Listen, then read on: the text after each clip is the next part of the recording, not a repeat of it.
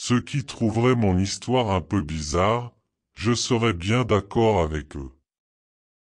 Mais écoutez bien, c'est ma vie de pneu de voiture. À ma naissance, je vivais dans une usine. Puis, je fus transporté sur un tapis roulant. On me teint en noir, etc.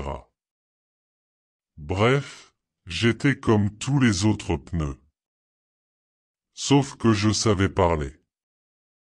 Bien sûr, je ne parlais que quand les hommes n'étaient pas là. Par la suite, les humains me mirent dans un carton et me placèrent dans un gros camion.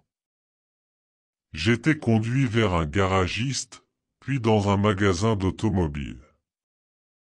J'étais installé sur un étagère, le numéro 3, après le 1 et le 2.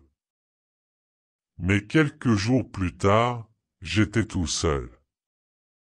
Personne n'avait voulu me prendre.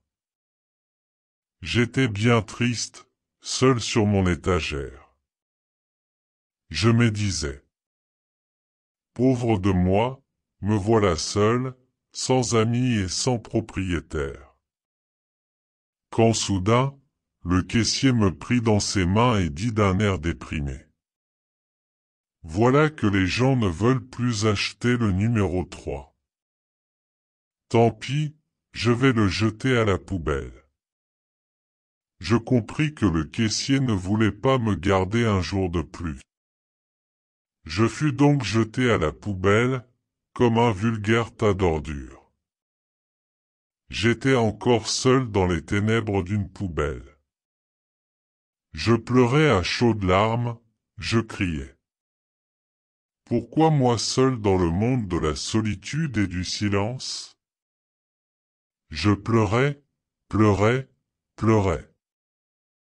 C'est alors que la poubelle se mit à parler.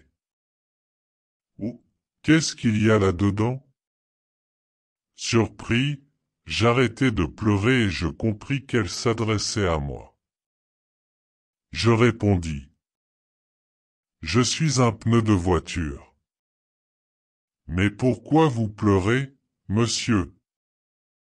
Questionna-t-elle. Parce que je suis dans la solitude et le silence. Vous, dans la solitude et le silence? Oui, madame. Puis-je vous voir devant moi? Impossible, je ne peux pas sortir. Attendez, poussez à gauche. Je me renversa avec la poubelle. Et du coup, j'étais sorti. Quand madame la poubelle me vit, elle me regarda avec des yeux ronds. Mais, vous êtes neuf, monsieur? Personne n'oserait jeter des objets neufs dans les poubelles. Vous êtes sûr? Sûr, monsieur. À propos, aidez-moi à me relever, s'il vous plaît. Je l'aidai donc à se relever. Celle-ci reprit gentiment. Merci monsieur le pneu, maintenant je vous laisse vous promener dans la ville. Mais où? Cherchez partout un propriétaire, celui qui a besoin d'un pneu de rechange. Je lui dis en partant.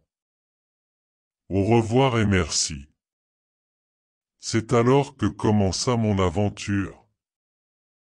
À la nuit tombée, je reçus plein de flotte sur mon caoutchouc. En fait, c'était la pluie qui tombait. Moi, je roulais, roulais, roulais, jusqu'à un abri isolé, devant une pompe à essence. C'était un gros carton pour les télévisions. Je roulais aussi vite que je le pouvais, c'était une chance de trouver un tel abri.